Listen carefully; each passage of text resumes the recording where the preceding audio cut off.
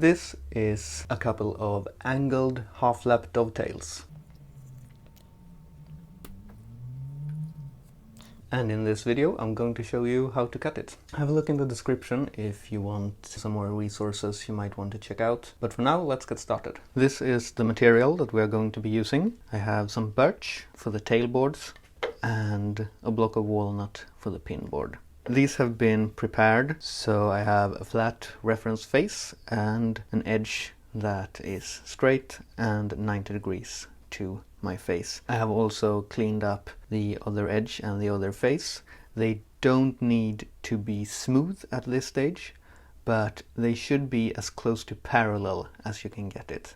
So this face should be in plane with the reference face. Same thing for the tailboards. If you imagine this is going to be a drawer with this as the front, the reference face towards the inside and the reference edge towards the bottom. Very important to not get that mixed up. And I'm going to start by just rough marking the angles so I don't get confused about which board gets angled which way. I will angle that board that way, this one that way, and the pin board gets angled like so and like so.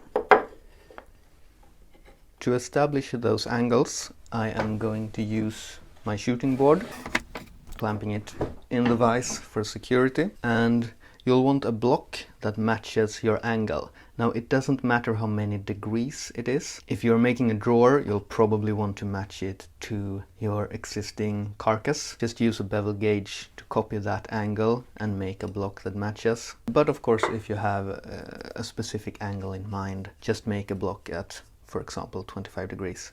Butt up the block against the sole of the plane and against the fence, and then make sure that you put your reference edge up against the fence of the shooting board. This is why it's important to have both faces parallel, even though you'll ideally measure everything off of the reference face. For one of these, it will be unavoidable to actually reference the angle off of the opposite face. It's not ideal, but if your faces are coplanar, it should be fine. So I will just rest my board into that corner. It should connect against the fence, the block and the plane, and start cutting.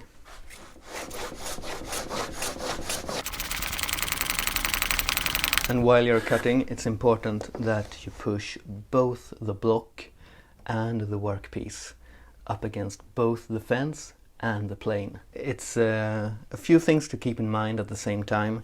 It really helps to have the kind of shooting board with a fence that stops the plane from tilting away. But even with that, I do put some pressure inwards, although most of the pressure on the plane is down, so it doesn't tilt.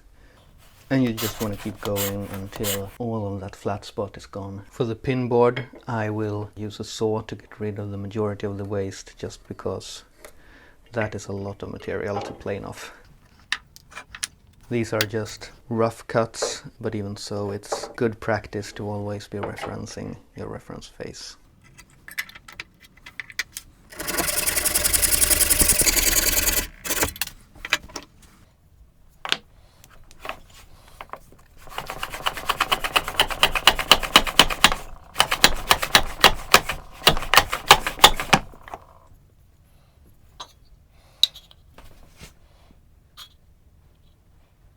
Alright, now you can see how these angles line up.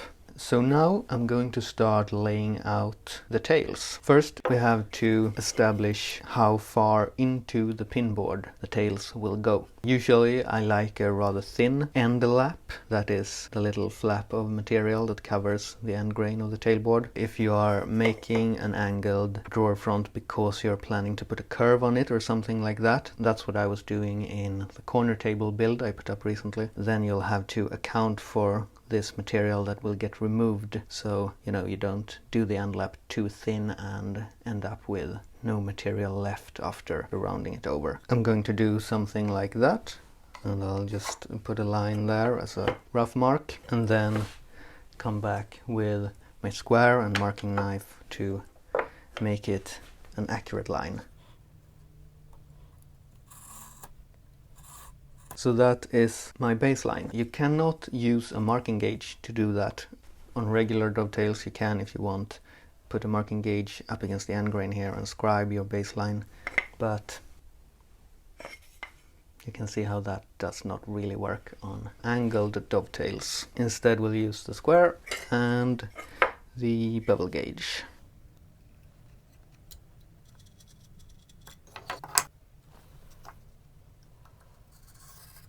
And there we go, that's our baseline. Basically, this joint is a whole lot like no other dovetail. It's not that different, I mean, from a 90-degree half-lap dovetail. It's just about understanding when this is your square and when this is your square. Some of the lines are done the exact same way as a 90-degree dovetail. Some of the lines are done with your custom angle, and when you figure out which square is used where, it becomes quite simple, really. That said, it is still more challenging to actually cut, but we'll get to that later. In terms of laying it out, yeah, it's just a matter of wrapping your head around which angle changes and which angle doesn't. At least that's how I thought about it. On all my dovetails I really like to make the little step down on the inside of the tailboard. That makes it easier to align it with the pin board. So I'll just mark my waist for that and set up a marking gauge. And this does not need to be big, like a millimeter is fine. You could probably get away with even less. Here again you can see how the marking gauge does not really work on the end grain of this angled piece. I get a very faint line there. Just give yourself a guideline in pencil, that'll be enough. On the other board, where it's sloping the other way, the marking gauge will work fine. I'm going to give myself a little knife wall here to start the saw, because I want to be cutting right on that line. I don't want to have to pare this wall afterwards. And with the saw cut you'll want to match the angle that you planed. Could, if you wanted, clamp a block on here, for example your drawer front. I'll see if I can do it just by holding the block in place, because I'm lazy and I don't want to clamp it down.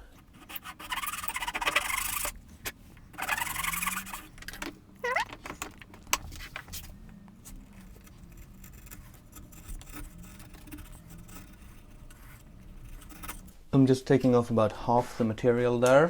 Then I'm going to come in with my router plane. This is a homemade one and I have a video if you want to see how I made it. It's really simple to adjust, just like an old wooden plane.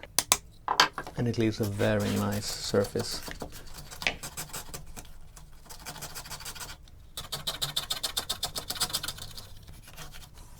These two pieces now fit onto there, and the rebate makes it very secure, which will help a lot when it's time to scribe the lines onto the pin board. But now we can make the tails. So let's just flush up the ends and make sure the reference edges are flush as well. And I think it's best to do it with the rebates facing out. That way the tailboards support each other, so there's no air between the tails. And if you use a router plane to establish this surface, it should be coplanar with your reference face. And that coplanarness is good because we will have to reference it with a square. You can lay out your tails any way you want. I like to just eyeball it. Something that looks good, like so. Then square across. As with all dovetails, it is much more important to get that angle right than to get this angle right. This line has to be square across, otherwise the joint won't fit. So now let's just cut it. This is really a small tenon saw. I don't have a proper dovetail saw. This one is very aggressive and leaves the surface a little bit rougher than what is ideal, but it's what I have at the moment. My next tool project is probably going to be to make a dovetail saw. And here you don't want to raise it up all the way, like with a 90-degree dovetail. Keep it at the angle that you have on the end grain, otherwise you'll cut into your shoulder on the opposite side. I'll get rid of most of the waste with a coping saw. And again, you need to keep it at the angle of the end grain, not at 90 degrees.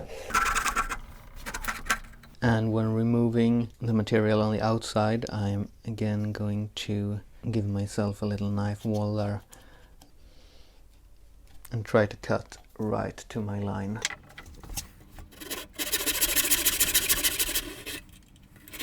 Now, to chop out the remainder of the waste there, I'm again going to use the drawer front as a block to support my chisel. This time I definitely want to clamp it down so it doesn't move. And Rob Cosman teaches you should only cut 1/3 of the way down from the first side, and then you do the other 2/3 from the other side. That way any fibers that break in front of the chisel ends up as close to the middle as possible, and there's less of a chance that they show up when you flush off the joint after glue up. That's why I do the first cut from this direction, where you're cutting against the grain. So I only have to do 1/3 against the grain and 2/3 with the grain. And I take it in very small bites, so the chisel doesn't get sucked into the wood. Then we flip it around, use the block the other way, and cut the rest of the material.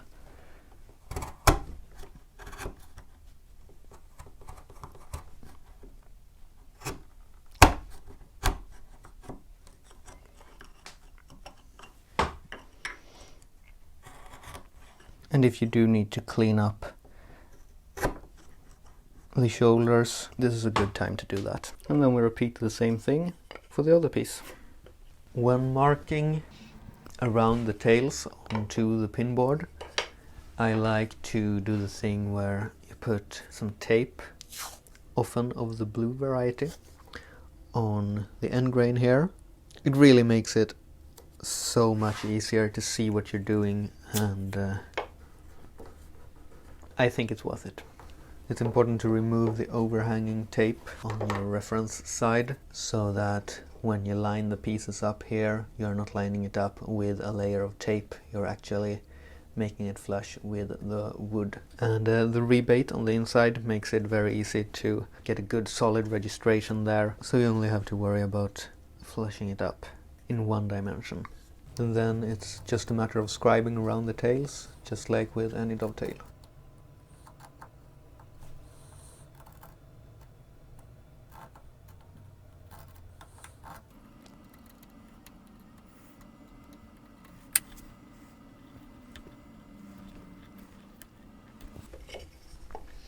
And I like to just double check that it looks good, and I think it does.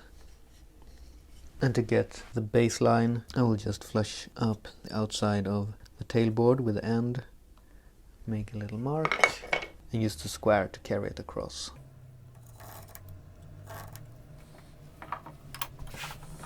These lines I'm using pencil for, because they are not really lines for cutting to, they are just visual guides to keep the saw parallel to.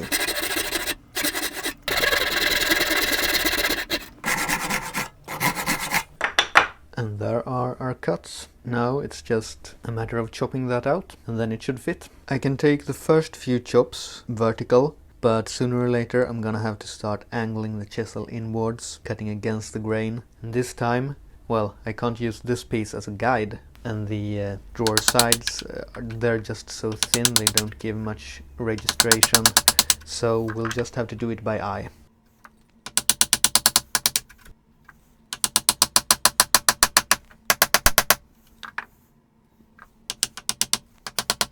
And after removing the majority of the waste by chopping, I will go into the vise and very carefully start paring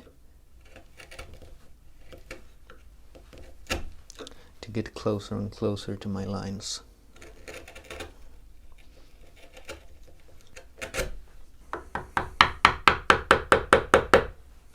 It is a bit risky to go in like this and chop downwards into the fibers.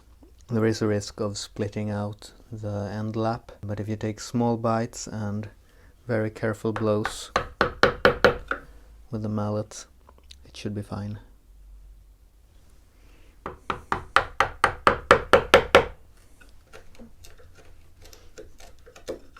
And this is a very slow process. You just have to take it a few fibers at a time, and eventually you'll get there. The other side will be much easier because you're not cutting against the grain. So this really is the most challenging and risky part of the joint. Especially getting that interior corner cleaned out all the way. That is not easy, but small bites. And there is also a thing we're going to do to the tailboard that will make it so you don't actually have to clean up this inside corner absolutely perfectly. But we still want to get it as close as possible.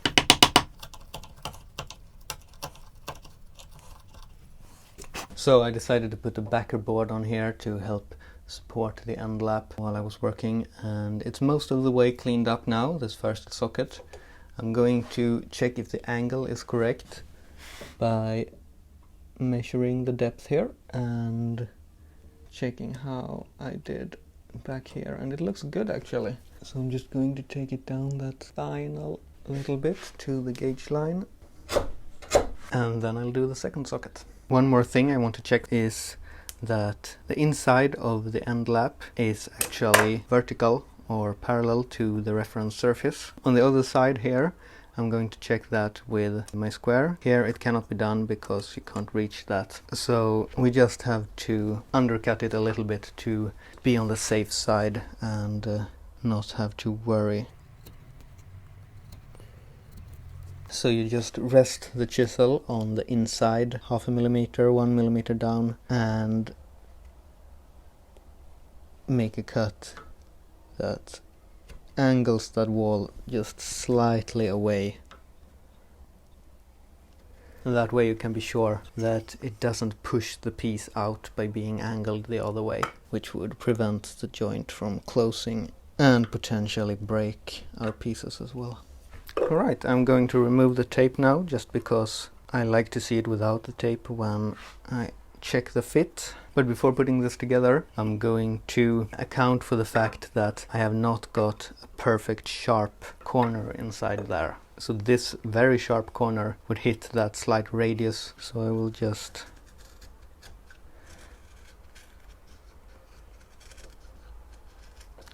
cut that off like so. And now we'll see how I did.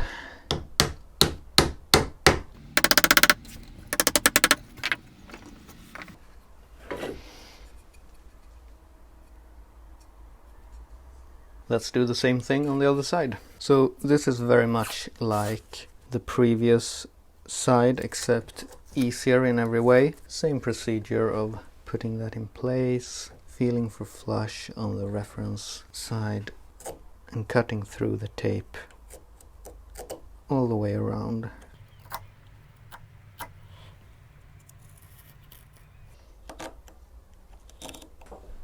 It's a little bit tricky to balance a square on this slope that faces away, but I find that if I press the blade of the square up against that face, then you can find a good solid registration there and get a clean 90-degree line.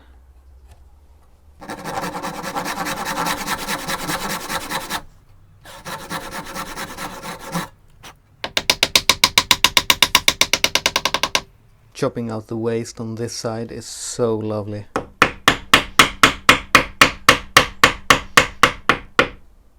You still have to eyeball the angle, but just the fact that you're cutting with the grain makes it so much easier to control and a much more pleasant experience.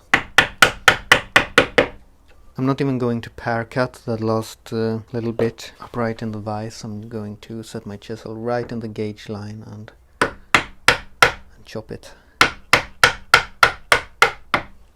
It is easier to put the board upright in the vise to do the final few cuts here, but this should go quite smoothly compared to the other side.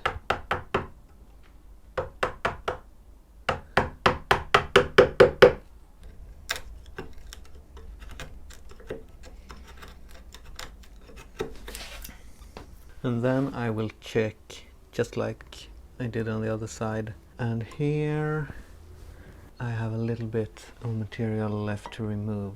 That is not a problem.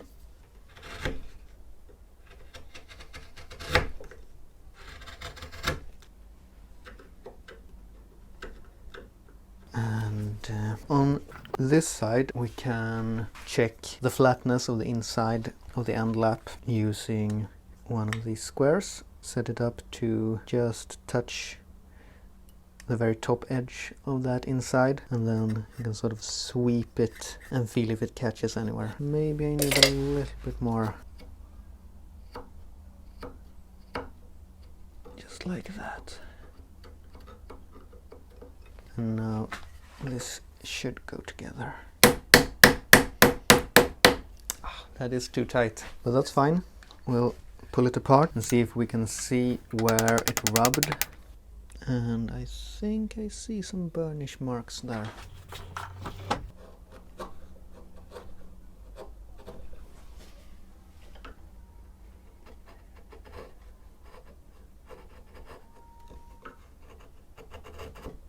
I don't remove that inside corner on this piece, because on this side it's so easy to get that cleaned out. It's a perfect sharp corner.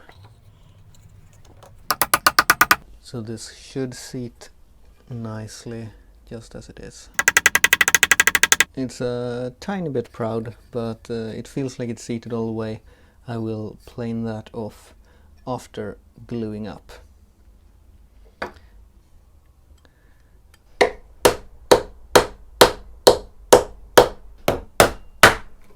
And now for checking the angle.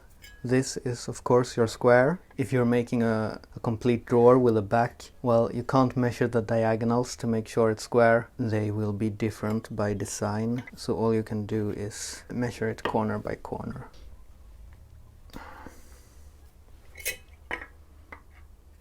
There we go. And you also can't put pressure across like this. That will just bend the sides. I'll just put a clamp across here. It's probably not even necessary, but I feel a bit more secure having something on there. Alright, so the glue has dried. Let's take the clamps off and plane the joints flush and see how we did. I think the easiest way to do this seems to be clamping it in the vise and placing a board across the gap to support the side that we're actually working on. This way we get minimal flex.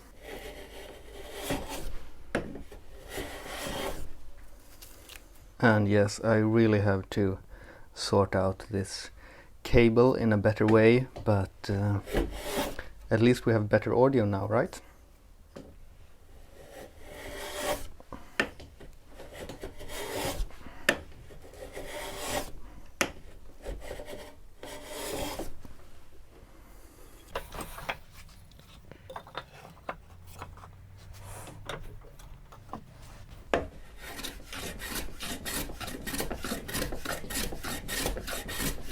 And there is nothing in particular to keep in mind at this stage. This is just the same as flushing up any dovetail joint. You want to plane from this direction as opposed to this, so that you don't break out the drawer front. And yeah, just take it slow, work it down until you can't feel any discrepancy between the pin board and the tail board. And there we have it. Let's hit it with some oil as well, shall we? I want to see that contrast.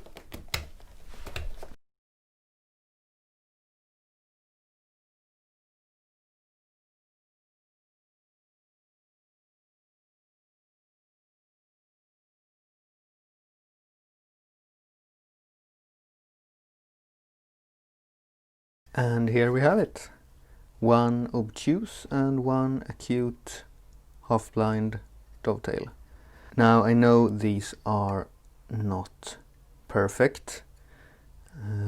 This side is pretty good actually, I'm really happy with that. On this side this knife is about 0.2 millimeters thick and it just barely slips in there. So it appears I did not manage to properly clean out the inside of that socket. Either the wall is a bit sloped or there's too much stuff left in that sharp corner in there that pushes the tailboard out.